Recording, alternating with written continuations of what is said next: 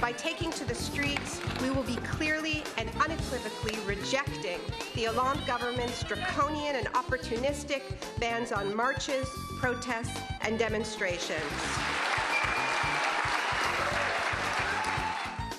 Journalist and activist Naomi Klein, author of This Changes Everything, Capitalism versus the Climate. Greenpeace has revealed two prominent climate skeptics made themselves available for hire by the hour to write reports that cast doubt on man-made climate change and the impacts of global warming.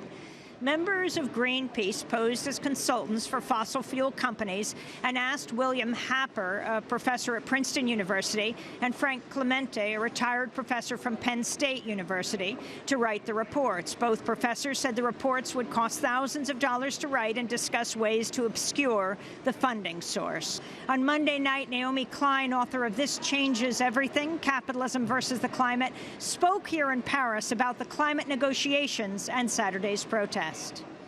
The deal that will be unveiled in less than a week, likely to much fanfare and self-congratulation from politicians, echoed by an overly deferential press, will not be enough to keep us safe. In fact, it will be extraordinarily dangerous. We know from doing the math and adding up the targets that the major economies have brought to Paris that those targets lead us to a very dangerous future. They lead us to a future of between 3 and 4 degrees Celsius warming. These are figures from the Tyndall Center and Kevin Anderson, who have analyzed those numbers.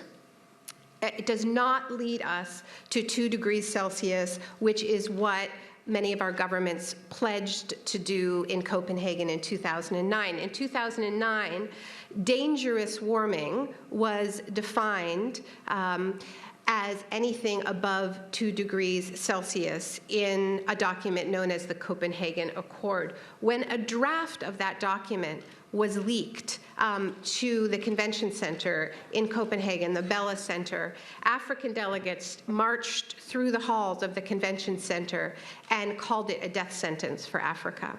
And the low-lying island states held demonstrations chanting 1.5 to survive.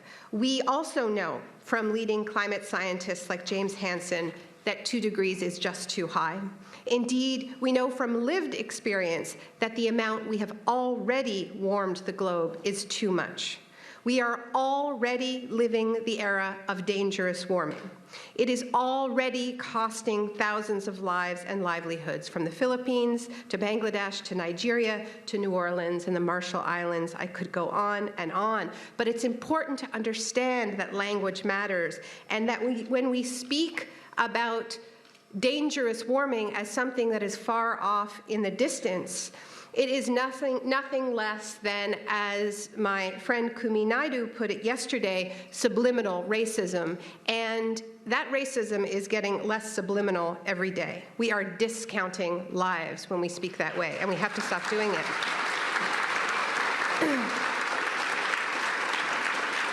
So, given this context, we know that the deal that will be unveiled at the end of the week, on the weekend, is going to steamroll over crucial scientific red lines.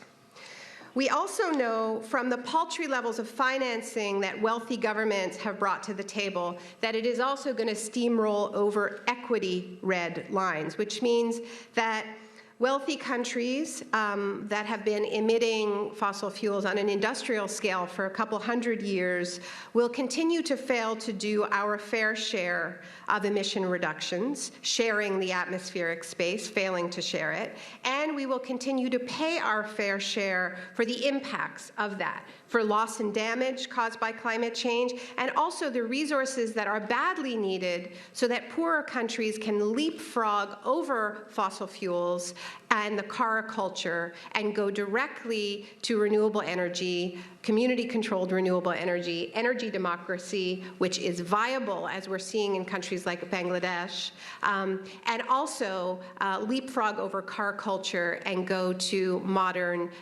renewable-based public transit. It takes resources and technology transfers to happen. We also know that it's going to steamroll over our legal red lines because the U.S. has come to these negotiations announcing that the deal cannot be legally binding. Any talk of penalties was off the table before it even began, which is why on December the 12th, at 12 o'clock, that's 12/12/12, many activists will be in the streets of Paris, peacefully demonstrating against the violation of these red lines. We will also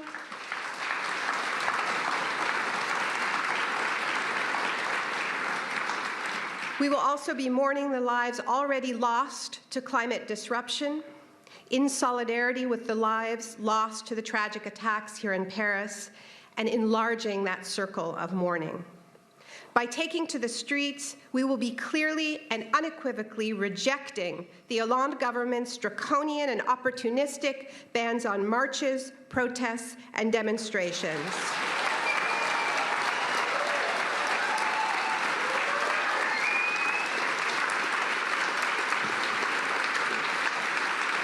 We will be rejecting the shameful preemptive arrests of climate activists, the unprecedented restrictions on civil society inside the COP, the restrictions on free speech and movement, because liberté is not just a word, and it doesn't just apply to Christmas markets and football matches.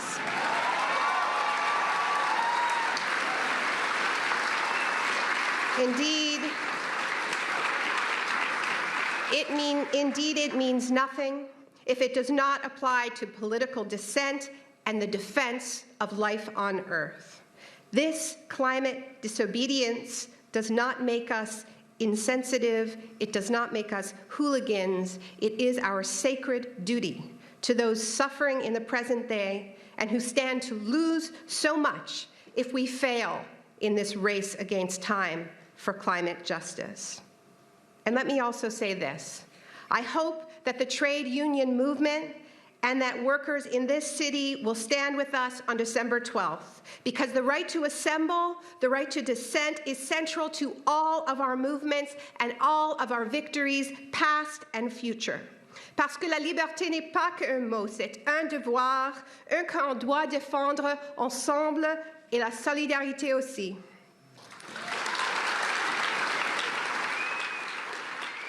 That's Naomi Klein, author of This Changes Everything, Capitalism versus the Climate, speaking Monday night here in Paris about the major day of action planned for this Saturday, December 12th, despite the state of emergency. And that does it for our show. I will be speaking on Friday night, December 11th, at the Place to Be at 5 Rue de Dunkirk, which is near the Gare du Nord here in Paris. It's a public talk. Democracy Now! Is produced by Mike Burke, Carla Wills, Laura Gottesdiener, Dina Guzder, Amy Littlefield, Nermeen Sheikh, Sam Malkoff, Robbie Karen, Steve Martinez, Hani Massoud, Juan Carlos Davila, Mike DeFilippo, Miguel Noguera, engineer. Special thanks to Becca Staley, Julie Crosby, Hugh Grant, David Prude, Ariel Boone, and to Dennis Moynihan and John Hamilton. Thanks so much for joining us. I'm Amy Goodman.